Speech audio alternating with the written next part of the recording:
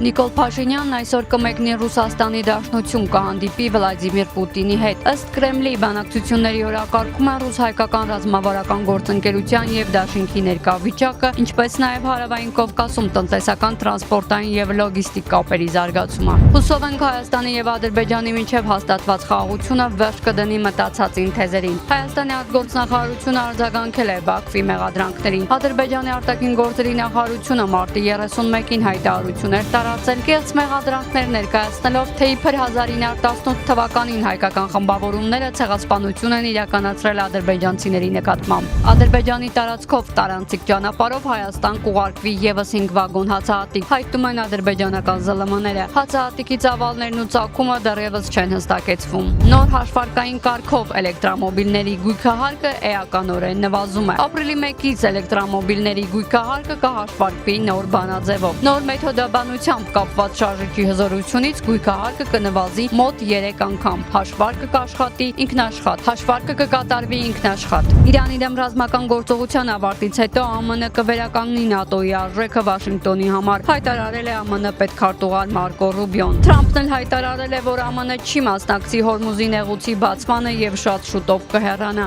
Ամերիկայի Միացյալ Նահանգները 2-3 շաբաթից կավարտի գործողությունը Մերձավոր Արևելքում, ասել է ԱՄՆ առաջնորդը։ Իրանն այսօր առավոտյան նոր հրթիռային հարվածներ է հասցրել Թել Ավիվին։ ՌԻԱ Նովոստիի փոխանցմամբ քաղաքում ավելի քան 10 պայթյուն է եղել։ Ոստիկանությունը հայտնել է մի քանի տուժածների մասին, որոնց թվում 11-ամյա աղջիկ կա։ Իրանը հարվածներ է հասցրել նաև Քուվեյթին, Իրաքին եւ Սաուդյան Արաբիային։ Իրանի դատական իշխանության ղեկավարը սպանվել է Թեհրանի ուղղությամբ իրականացված օդային հարձակումներից մեկի հետևանքով, հայտնում են տեղական լրատվամիջոցները։